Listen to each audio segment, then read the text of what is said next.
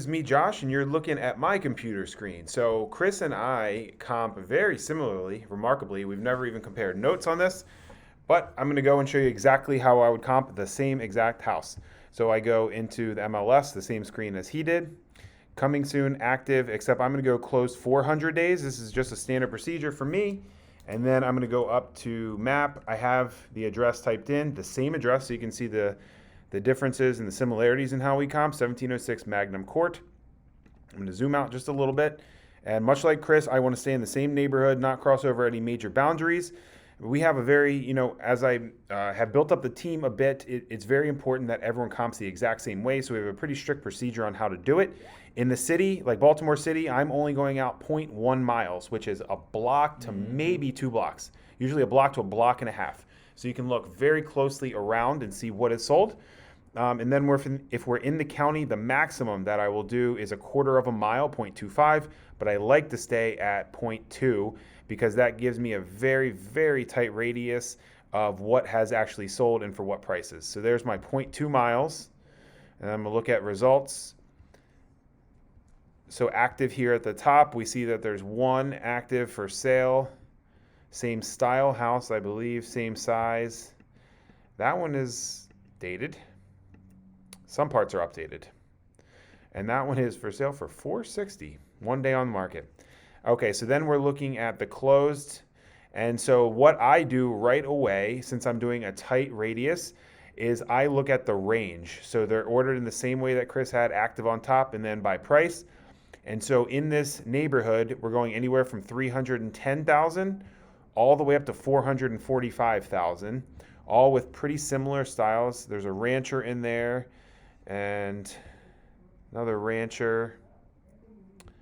Okay, so the same size or the same neighborhood, we're going anywhere from 310 up to 450, so I know that's my range.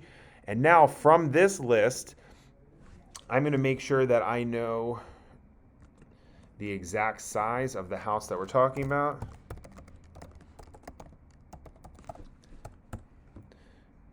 So we can see here again the same thing as Chris did. It's 1836 square feet above grade. So like Chris, I go plus 300, minus 300. So I'm going anywhere from 1,500 to 2,100 square feet. I'm going to look for the same style house, hopefully with a garage. And so my method here is looking at active, but more importantly, closed. And my goal here is to find 3 properties that are the same style.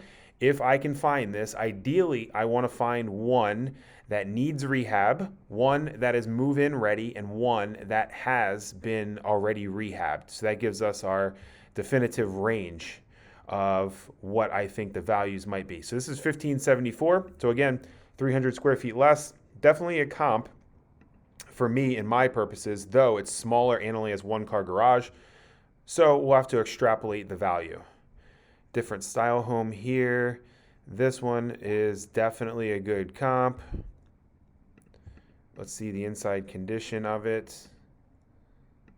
Original kitchen to when it was built, most likely old carpet. So I would consider this one to be, I would read the comments if we weren't going so quick, just to make sure that it's move-in ready, but I call this move-in ready, even though it's not pretty in a lot of instances. So this, again, that would be a good comp for me right there. Rancher, not a good comp. Split foyer, not a good comp for me. Rancher. This one looks like a good comp. Nope, not a good comp. 2360. So it's too big. And then we're looking here. 1836, good comp. 2152, possibly a good comp. So I'm looking at those 4 right there, and then I'm going to go to this view. And then this is how I would actually save the comps. And so I have 4 here, and they go all the way from 1574 square feet all the way. Actually, this one's 1290. So that one's not a good comp. Let me scratch that one.